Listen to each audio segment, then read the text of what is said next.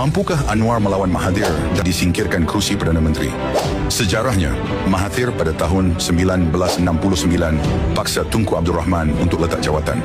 Pada 1981, paksa Tun Hussein On untuk letak jawatan. Pada 2009, paksa Tun Abdullah Ahmad Badawi untuk letak jawatan. 2016, paksa Najib Razak untuk letak jawatan. 2025, Mahathir mahu Anwar letak jawatan sebagai Perdana Menteri. Beliau akan lakukan apa sahaja walaupun dilihat seperti menjatuhkan maruahnya sendiri. Untuk jatuhkan paklah beliau, gunakan Muhyiddin Yassin. Untuk jatuhkan Najib, Mahathir sanggup menghadap Anwar di mahkamah. Sekarang untuk jatuhkan Anwar, beliau sanggup menghadap Haji Awang yang beliau tuduh parti PAS sebagai parti kafir. Itulah Mahathir yang mahu semua pihak mengikuti apa kemahuannya. Senjatanya play victim dan memainkan sentimen Melayu. Bagi saya, Mahathir sangat licik berpolitik, sebab itu pemimpin-pemimpin sebelum ini tersungkur kepadanya. Sebenarnya, pada PRU 2018, Mahathir ingin menjatuhkan dua tokoh pimpinan negara, iaitu Najib Razak dan Anwar Ibrahim dalam satu masa. Dia guna Anwar untuk jatuhkan Najib, dan bila Najib tersungkur, Mahathir gunakan pemimpin PAS dan UMNO untuk jatuhkan Anwar dalam Kongres Maruah Melayu. Hebatkan Mahathir, kill two birds with one stone. Menggunakan emosi atau senjata paling berkesan untuk membunuh ialah memainkan sentimen Melayu. 2018, Mahathir berjaya jatuhkan Najib dan Anwar. Politik adalah peperangan tanpa senjata konvensional, tetapi tetap melibatkan taktik, manipulasi, dan strategi untuk menguasai minda serta persepsi rakyat. Dalam buku Art of War, Sun Tzu menggunakan tipu muslihat dalam strategi peperangannya.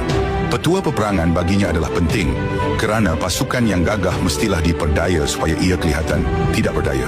Ini dapat dilakukan dengan menggunakan ejen-ejen perisikan yang berusaha mendapatkan maklumat mengenai kekuatan musuh dan memisahkan musuh daripada sekutunya. Tindakan lain yang perlu dilakukan ialah menyebarkan khabar-khabar angin dan menyebarkan maklumat yang mengelirukan pihak musuh, merasuah para pegawai lawan dan mewujudkan keadaan tidak puas hati dan tidak aman. Melalui tindakan ini, mudah mencapai kemenangan. Inilah antara taktikal Mahathir.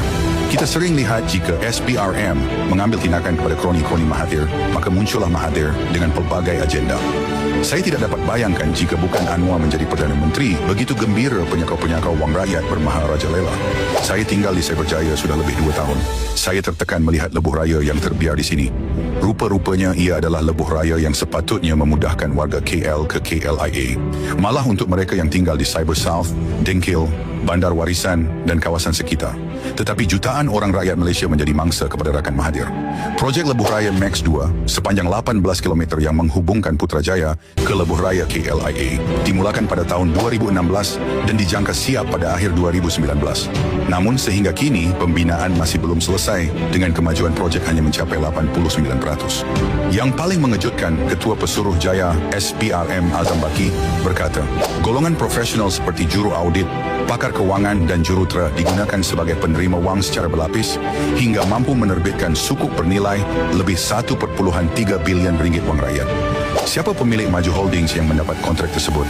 Maju Holdings merupakan syarikat keluarga Tan Sri Abu Juling yang pengarahnya adalah isterinya, Puan Sri Nur Azrina dan anaknya, Muhammad Faik Tan Sri Abu Sahid. Paling menyedihkan dikatakan wang tersebut digunakan untuk membeli kuda, jam mewah, stor arak bernilai jutaan ringgit, serta aktiviti perjudian yang dianggarkan 20 juta ringgit. Isunya sekarang, kenapa orang Melayu tidak tersentuh? Tidak marah wang mereka berbilion disalahguna oleh kroni Mahathir? Untuk sejarah, Mahathir guna tabung haji bailout Maju Holdings pada tahun 1996 dan 1998 telah membayar 504 juta ringgit untuk 2 buah bangunan yang mengikut penilaian bernilai 268 juta ringgit. Ia membuatkan tabung haji kerugian sebanyak 236 juta ringgit. Itu belum lagi kes melibatkan keluarga Daim dan lain-lain yang melibatkan berbilion wang rakyat. Anwar Ibrahim difitnah dengan pelbagai tuduhan jahat, kononnya kes gangguan seksual, kononnya jadi hamba kaum Cina dan lain-lain. Ia hanya sekadar divert isu untuk menimbulkan persepsi jahat bagi melindungi kerosakan yang dilakukan olehnya. Saya tertanya-tanya kenapa PAS yang mengaku kononnya mereka sebuah parti Islam tidak peduli perkara ini? Bukankah ia tentang rasuah? Bukankah ia kepentingan duit rakyat berbilion ringgit? Bukankah perkara ini sangat dibenci oleh Tuhan? Atau agama sekadar retorik untuk memancing undi sahaja? Ditunggang selagi mampu.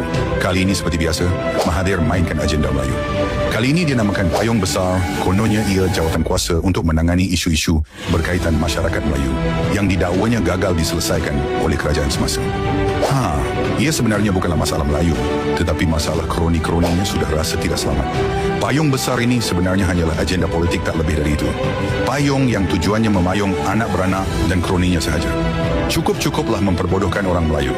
Pada tahun 2019, Mahathir tubuhkan Kongres Maruah Melayu, 2022 tubuhkan Gerakan Tanah Air, 2023 tubuhkan Proklamasi Orang Melayu, dan 2025 Sekretariat Orang Melayu atau Payung Besar.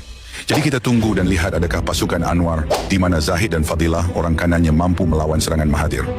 Mampukah sekali lagi Mahathir menipu orang Melayu? Saya tak ada duit. Saya yang ada duit gaji saya, pension saya itu. I want to tell you, I don't trust Mahathir. Sejak berpuluh tahun lalu melakukan perkara serupa, menjadi pencatur politik negara. Tanya saya, kali ini sukar. Sebab lawannya dahulu kalah terus tenggelam. Tetapi Anwar Ibrahim jenis lawan tetap lawan. Lawan sampai menang. Jika tidak, manakan 25 tahun masuk keluar penjara, Anwar keluar, dia lagi kuat lawan. I think this time he met his match, atau orang Melayu kata buku bertemu ruas.